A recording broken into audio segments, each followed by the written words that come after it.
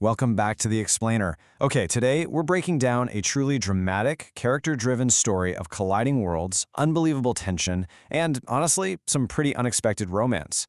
We're looking at the story of Amara. It's this incredible tale that takes us from the quiet, simplicity of village life straight into the high-stakes, ruthless environment of city wealth and corporate empires. It's just a fantastic narrative about what actually happens when duty forces two completely different people together. Now, to really understand the intense stakes and the downright hostility waiting for our underdog protagonist, Amara, just listen to this warning from Kemi. You just moved into a man's house like that. We'll see how long that title lasts. Wow, right? I mean, this is delivered by a woman who had her own ambitious plans for the very house Amara just moved into. It instantly sets the stage. Amara isn't just entering a marriage here. She's practically walking onto a battlefield where her very presence is a massive threat to the established order. All right, part one. An unexpected arrangement. Because, obviously, you don't just wake up one day in a mansion with people actively plotting against you without a bizarre setup, right? So the inciting incident here is this Civil War pact. It's a life-saving debt owed by our wealthy CEO, Jidenna's grandfather, to Amara's grandfather, and this dates all the way back to the Nigerian Civil War. To honor this debt, and this is absolutely crucial for Jidenna, to actually secure his massive inheritance, their grandchildren were bound to marry. So think about it. We've got Jidenna, this powerful guy desperate to protect his corporate empire, and Amara, a village girl who's really just trying to honor her family's legacy. They are tied together by a piece of paper, but they're separated by totally different realities. And that massive gap brings us to Section 2, the culture clash. Let's dive right into it. The sheer isolating culture shock hits Amara literally the moment she arrives at Jidenna's sprawling estate. Her past and present are just night and day. In her village life, things were simple, right? Communal. One cup was used for everything, communication was informal pidgin English, and commerce happened in these open, bustling markets. But city life?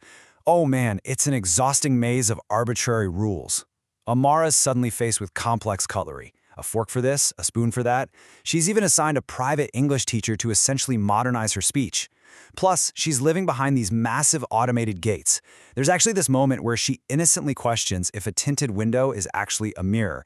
It just perfectly highlights how utterly alien and overwhelming this whole new environment is for her. But here's the thing. Amara doesn't let this intimidate her, not at all. Instead, she approaches her new world with this really charming innocence. When she meets the automated gatekeeper, Musa, she playfully dubs him the Minister of Entrance. I love this part. It's such a crucial character moment. It shows that, sure, while she might lack polished city etiquette, she has an absolute abundance of warmth and humor. And it's exactly this genuine nature that allows her to slowly start winning over the household staff, from Musa all the way to the head cook, Mama Ada. However, winning over the staff is one thing, right? The real question we have to ask is, will Amara survive the city's hostility? Because not everyone in Jidenna's life finds her village charm endearing. In fact, there are powerful forces actively working to destroy her.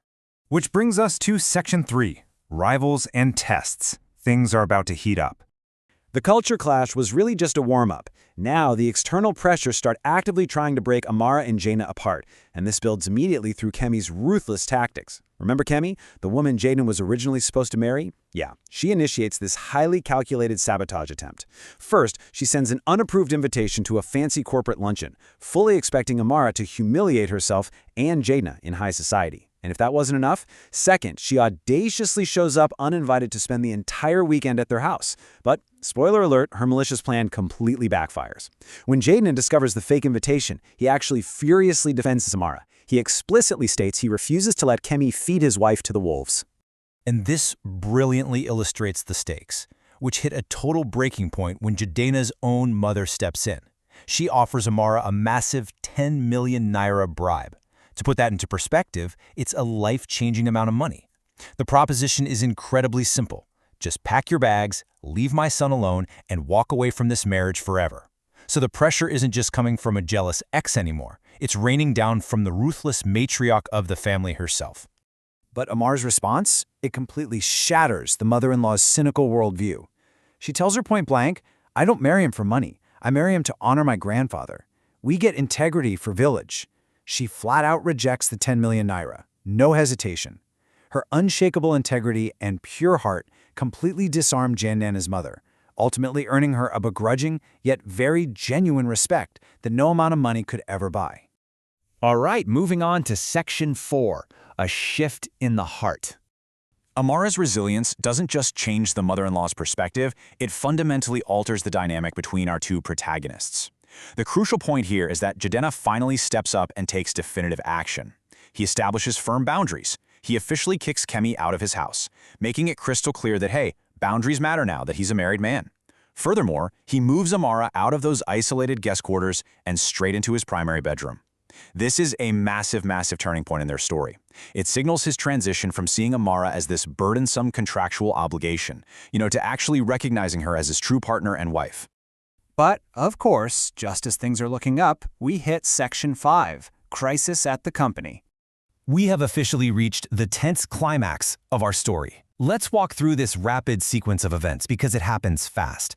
They are barely one day into this romantic, eye-opening trip to London together when Jidenna gets an emergency call. Within an hour, literally 60 minutes, they are rushing back to Nigeria.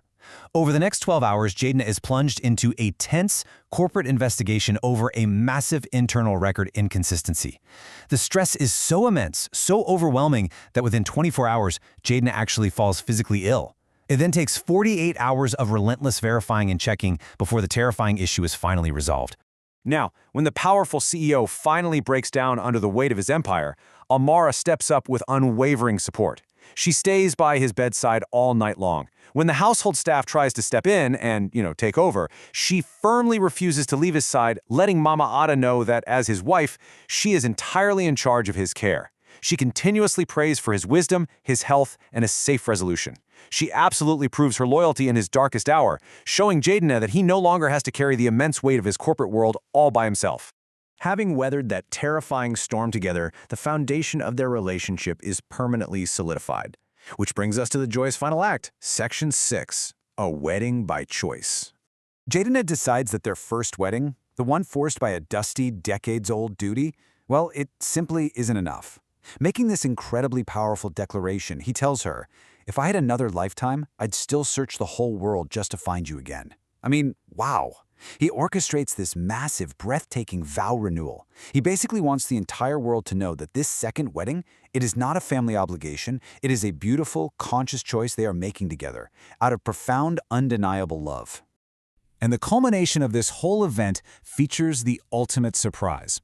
At the end of the ceremony, Jidenna gifts Amara a brand new car, right in front of all their friends, their family, and yes, even Musa, our Minister of Entrance.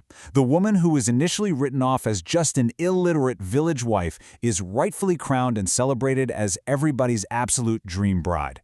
It's a truly beautiful, picture-perfect ending. Which leaves us with this final provocative thought to ponder. When forced fate meets unwavering integrity, what barrier can't true love conquer? Amara's story is just a brilliant, moving reminder that strong character, fierce honor, and a pure heart really can overcome the most hostile environments and bridge the widest cultural divides. Thank you so much for joining me on this explainer. Keep asking questions, keep looking beyond the surface, and I'll catch you next time.